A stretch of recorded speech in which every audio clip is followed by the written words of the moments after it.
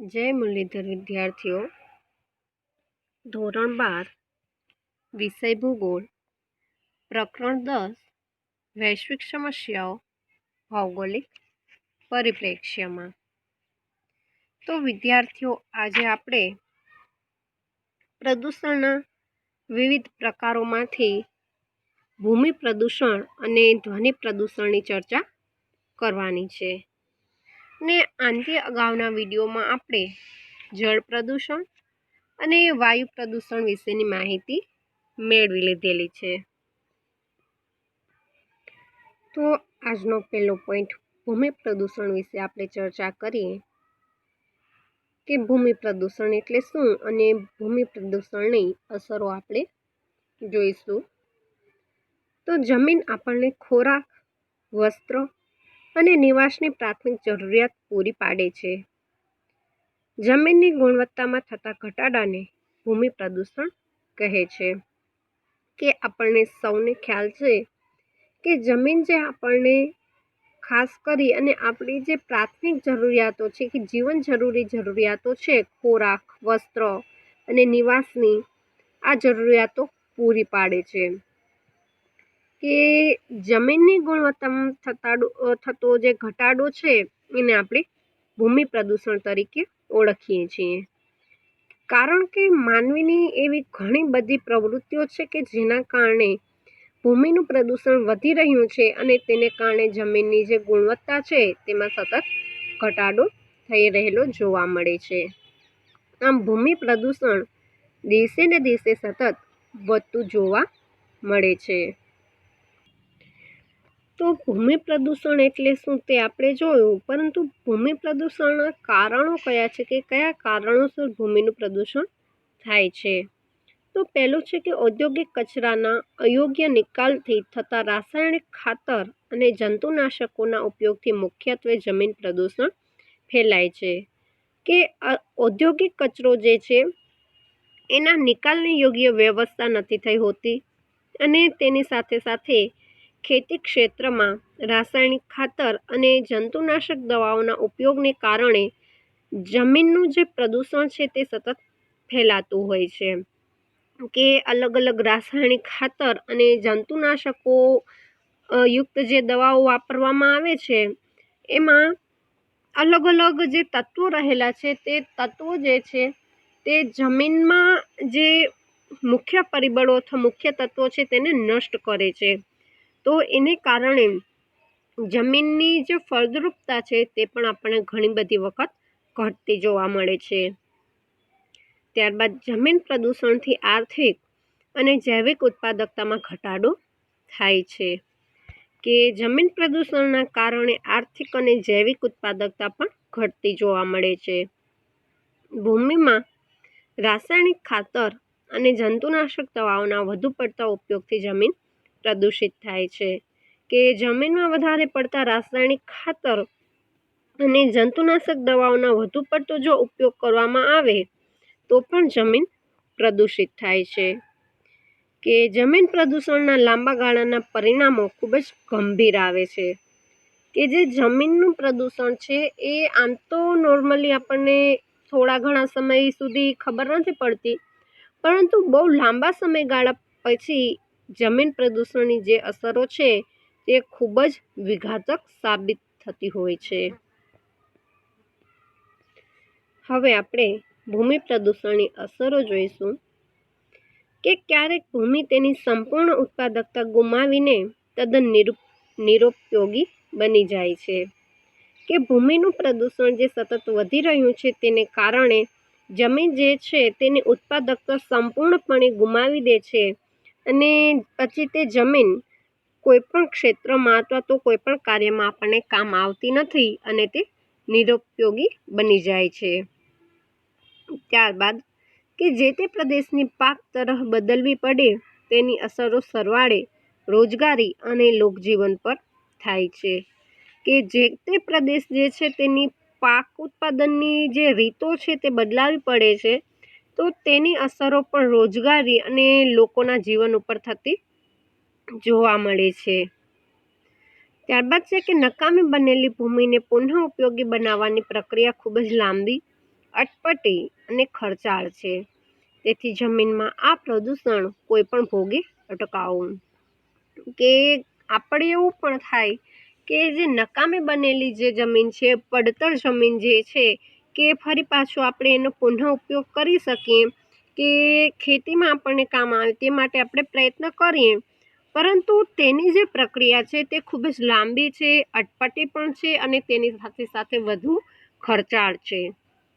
તો આ જે બાબતો છે તેને ધ્યાનમાં રાખી અને આપણે એવું જ કરવું જોઈએ કે બને એટલું જમીનનું પ્રદૂષણ આપણે અટકાવવું જોઈએ, કે જેથી કરી અને આ લાંબી પ્રક્રિયામાંથી આપણને પસાર પણ ન થવું પડે અને આપણે વધારે પ્રમાણમાં ખર્ચો પણ ન કરવો જોઈએ.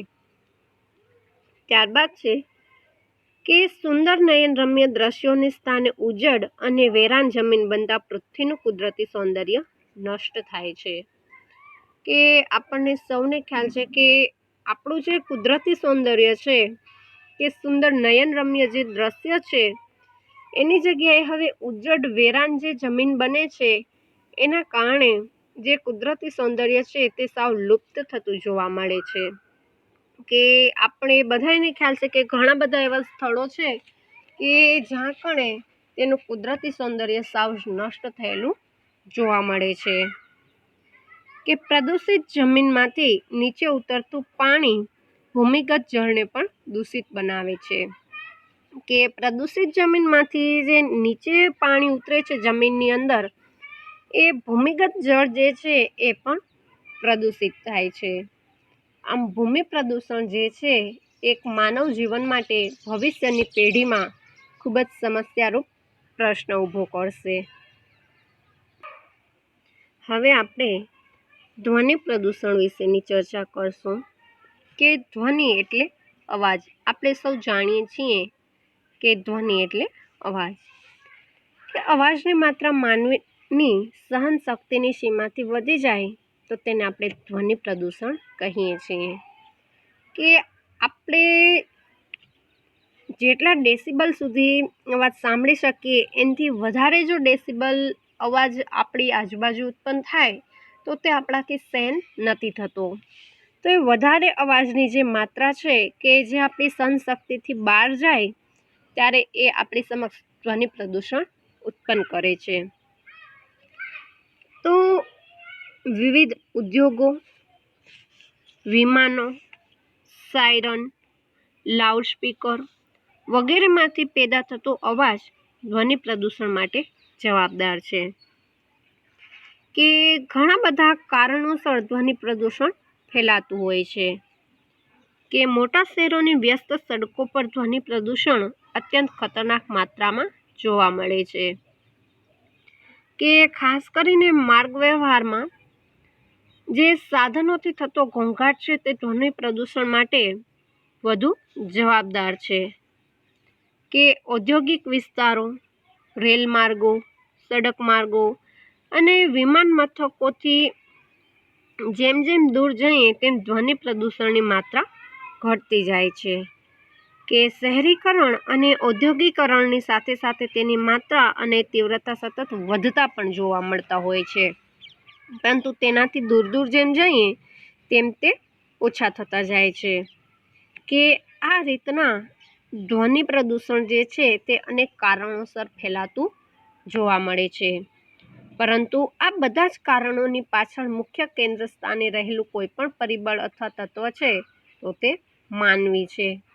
કે માનવી દ્વારા આ અલગ અલગ વસ્તુ, ટેકનોલોજીકલ સાધનોનો ઉપયોગ કરી અને ધ્વનિનું પ્રદૂષણ પણ સતત વધતું જોવા મળે છે.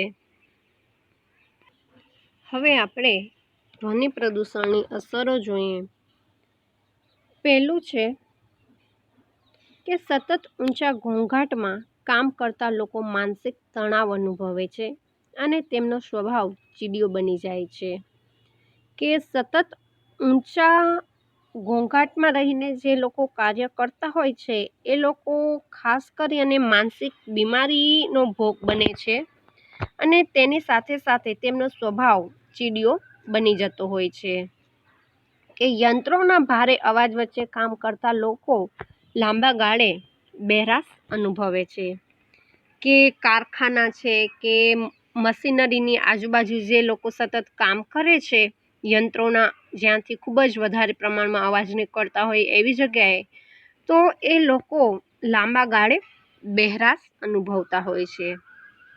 ત્યારબાદ કે તીવ્ર ઘોંઘાટ વચ્ચે કામ કરતા લોકોના હૃદયના ધબકારા વધી જાય છે તથા તેમની સૂંઘવાની અને જોવાની શક્તિઓ પણ ક્ષીણ થવા લાગે છે. કે અતિશય ઘોંઘાટ વચ્ચે કામ કરતા જે લોકો છે તે લોકોના હૃદયના ધબકારા વધી જતા હોય છે. કે આપણે પણ ઘણી બધી વખત જોઈશું કે જ્યાં કણે ડીજે સિસ્ટમ ચાલુ હોય તે જગ્યાએ જઈએ આપણે તો અતિશય ફૂલ પ્રમાણમાં જે વાગી રહ્યા હોય ડીજે છે કે બીજા કોઈ પણ વસ્તુઓ, તો આપણા પણ હૃદયના જે ધબકારા છે તે વધી જતા જોવા મળે છે. અને તેની સાથે સાથે કે સતત તીવ્ર ઘોંઘાટમાં રહેનાર લોકોની જે સૂંઘવાની અને જોવાની શક્તિ છે એ પણ ઓછી થવા લાગે છે. ત્યારબાદ ધ્વનિ પ્રદૂષણ જો આ રીતે નિરંકુશ વ્યાપ્ત થતું રહેશે તો એક દિવસ આપણે સામાન્ય વાતો પણ ઘાટા કે બૂમો પાડીને કરવી પડશે. કે ધ્વનિ પ્રદૂષણ જો આ રીતના વધતું જશે તો પછી એક દિવસ એવો પણ આવશે કે આપણે જે અત્યારના નોર્મલી રીતના જે વાતો કરીએ છીએ તે વાતચીત માટે પણ આપણે ખૂબ જ રાડું પાડી અને વાતચીત કરવી પડશે. ત્યાર પછી છે કે ધ્વનિ પ્રદૂષણથી પાલતુ પ્રાણીઓ પણ ખલેલ અનુભવે છે.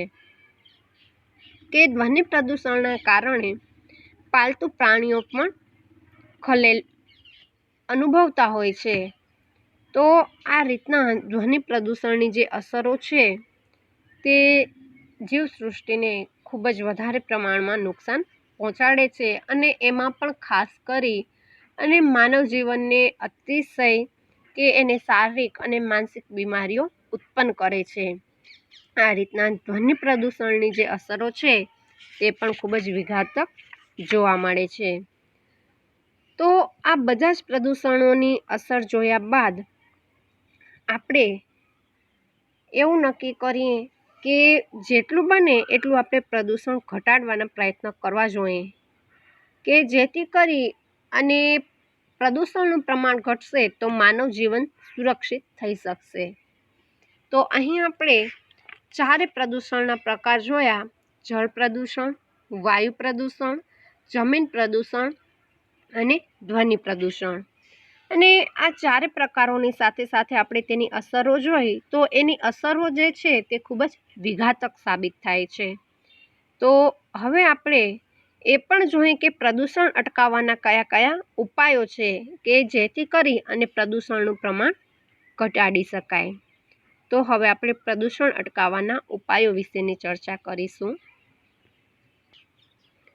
તો વિદ્યાર્થીઓ કે આપણે અલગ અલગ પ્રદૂષણની ચર્ચા કરી અને તેની અસરો જોઈ, તો તેની સાથે હવે આપણે પ્રદૂષણ અટકાવવા માટેના કયા કયા ઉપાયો છે તેના વિશેની પણ ચર્ચા કરીએ. કે પ્રદૂષણ અટકાવવાના વિવિધ ઉપાયો આપણે આગળ પર શીખી ગયા છીએ. તો હવે આપણે તેની માત્ર ખાલી ટૂંકમાં ચર્ચા કરશું. કે પ્રવાહી કચરાનો યોગ્ય પ્રક્રિયા કરી અને નિકાલ કરવો. કે પ્રવાહી જે કચરો છે કે આપણે આગળ જોયું કે કારખાના, ફેક્ટરી, મિલોમાંથી જે ગંદુ રસાયણયુક્ત પાણી જે છે તે ડાયરેક્ટ નદી, સરોવર અને તળાવોમાં છોડવામાં આવે છે. પરંતુ તેને છોડતા પહેલાં સરોવરોમાં કે નદી તળાવમાં છોડતા પહેલાં યોગ્ય પ્રક્રિયા કરી અને તેને કેમિકલ મુક્ત બનાવી અને પછી જ તેનો સરોવરોની નદીમાં અથવા તો તળાવોમાં છોડવું જોઈએ કે જેથી કરી અને જળ પ્રદૂષણ અટકાવી શકાય. ત્યારબાદ રાસાયણિક ખાતરો અને કીટનાશકોને બદલે જૈવિક ખાતરો અને જૈવિક કીટનાશકોનો ઉપયોગ વધારવો જોઈએ. કે રાસાયણિક ખાતરો અને કીટનાશકો જે છે કે જે કેમિકલ યુક્ત હોય છે કે જેમાં બીજા પણ ઘણા બધા તત્વો સમાયેલા હોય છે, તો તેના બદલે આપણે જૈવિક ખાતરો અને જૈવિક કીટનાશકોનો ઉપયોગ કરવો જોઈએ કે જેથી કરી અને જમીનનું પ્રદૂષણ પણ ઓછું થઈ શકે. ત્યારબાદ નદી સરોવરના કાંઠે યોજાતા ધાર્મિક કે સાંસ્કૃતિક કાર્યક્રમો દરમિયાન પ્રવાહી અને ઘન કચરાનો નિકાલ વૈજ્ઞાનિક ઢબે થાય તેવું આયોજન કરવું અને ઉદ્યોગોમાંથી નીકળતા વાયુઓ, પ્રવાહી કચરો કે ઘન કચરામાંથી દૂષિત દ્રવ્યો દૂર કરવાની પ્રક્રિયા કર્યા બાદ જ તેનો નિકાલ કરવો જોઈએ. કે આપણને સૌને ખ્યાલ છે કે આપણે નદી અને સરોવરોમાં આપણી જે સાંસ્કૃતિક કે ધાર્મિક વિધિઓ અનુસાર ઘણી બધી પૂજા, પ્રાર્થના, અર્ચના કરતા હોઈએ છીએ, ત્યારે આપણા પાસે જે અગરબત્તી, દીવા હોય છે, ફૂલ હોય છે, એ બધું જ આપણે નદી અથવા તળાવોમાં નાખી દેતા હોઈએ છીએ.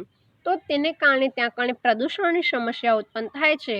પરંતુ તેવું ન કરતા કે વૈજ્ઞાનિક ઢબે આપણે કોઈ પણ કાર્ય કરી અને તેનું પ્રદૂષણ થતું અટકાવવું જોઈએ.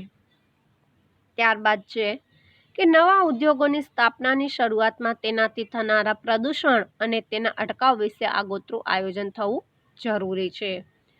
કે નવા ઉદ્યોગોની જ્યારે સ્થાપના કરવામાં આવે છે, તો એ સ્થાપના કર્યાથી પહેલાં જ આપણે એનાથી થનારા પ્રદૂષણ વિશેની માહિતી મેળવી લેવી જોઈએ અને તેના અટકાવ વિશે આપણે પહેલેથી જ આયોજન કરવું જોઈએ કે જેથી કરી અને જે કોઈ પણ નવા ઉદ્યોગોની સ્થાપના થાય છે તેના દ્વારા થતું પ્રદૂષણ આપણે અટકાવી શકીએ.